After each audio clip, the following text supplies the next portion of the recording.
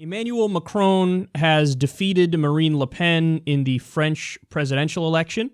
He received about 66% of the vote to her 34%. So it was pretty much an ass whooping. Now, he is described as a centrist independent, not from any of the traditional French political parties. She's also not from any of the traditional French political parties. He's young. He's 39 years old, so he'll be the youngest French president ever.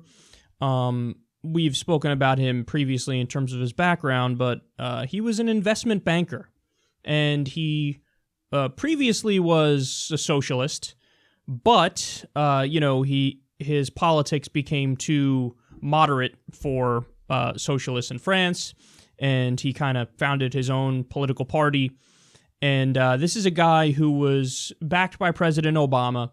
At this point, I would describe him as basically, a standard neoliberal. Some of the things that he ran on, for example, was like changing the French work week. I believe it's a 35-hour work week, and it's pretty rigid in that respect, and he wants to make it more flexible.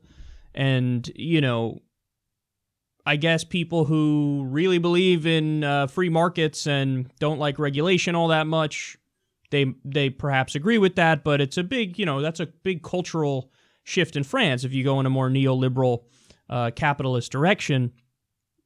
But he ended up winning. He beat Le Pen, who's from the National Front Party. Now, Le Pen is a far-right, anti-immigrant candidate. The party has literal Nazi roots. I mean, I think her father founded it, and he was a Holocaust denier. So there's no denying that this is like a far-right movement. But on top of that, there's also this mix. They married anti-immigrant sentiment with, again, economic populism. So, for example, she's more for protectionism and tariffs, and she questions the European Union, whereas Macron doesn't really question the European Union. He wants to stay in it, and he's not nearly as economically populist as she is. So you do have, in many respects, you do have kind of a similar election to Hillary Clinton versus Donald Trump. I know that there are people who would object to that and say, well, look, Macron isn't as bad as Hillary Clinton was, so on and so forth. There's probably a grain of truth in that, but broadly speaking, you have one candidate who's on social issues more open-minded, not anti-immigrant, but on economic issues does kind of dabble in some questionable beliefs, isn't such a staunch defender of, populism. But at the same time, in France, I think the situation is a little bit different because they already have a lot of the basic things that we here in the U.S. do not have. So is Macron going to go about reversing their, paid time off laws? Doubt it. Is he going to try to gut their universal healthcare system? Doubt it. Le Pen lost, which is definitely a good thing. Macron winning, it's better than Le Pen winning for sure, but yet again, I'm kind of stuck on this one issue, which is you're not really getting at the root problem unless you go populist left. So this centrist neoliberalism is not like a bulwark against this neo-fascism from Le Pen and her ilk. It actually feeds into it in the long run. So what you have here is a sort of centrist neoliberalism versus a populist far-right candidate. And turns out the centrist neoliberal was able to stave off the populist right uprising and in a pretty convincing fashion. But again, long-term, you have to go populist left in order to defeat the rise of the populist right. It's the only thing that could effectively bury it. I think Macron winning is sort of like some ointment and a Band-Aid on top of a gaping gangrenous wound. It's just simply not enough. It's status quo. It's business as usual. You're not getting to the root causes and the root problems. And what's interesting is that in this election, you had hacking a few days ago.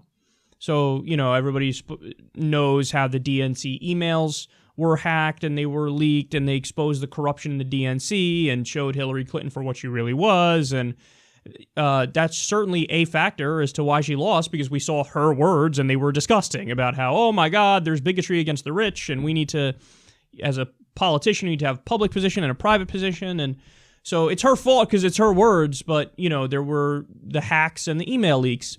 In this case, there was a similar thing, although I read that in this case, some of the emails actually were fake, and they sprinkled them in with real ones. And so it was an attempt to sort of raise doubt and, see if Le Pen would win. Well, it didn't work out in the end for Le Pen. It did work out for Macron. So I guess France avoided the worst case scenario, at least temporarily here. But long term, you have to go populist left, because if you keep with the status quo and business as usual, which Macron strikes me as, even though he's not from a traditional French political party, he does appear to be a corporatist.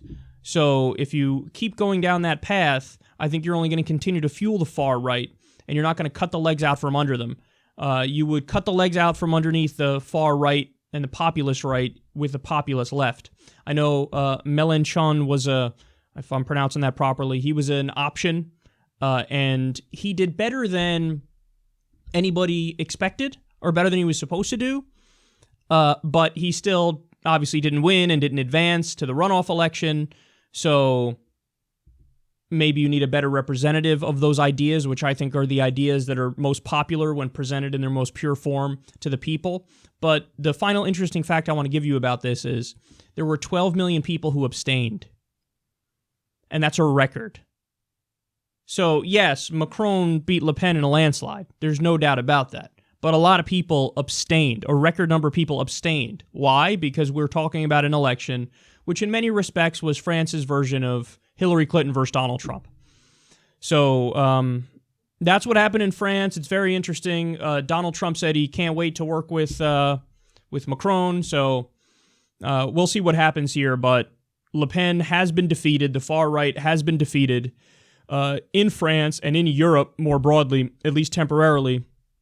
And let's hope that that's something that's a trend that continues. But the best way to get that to continue is to go populist left and not centrist neoliberal.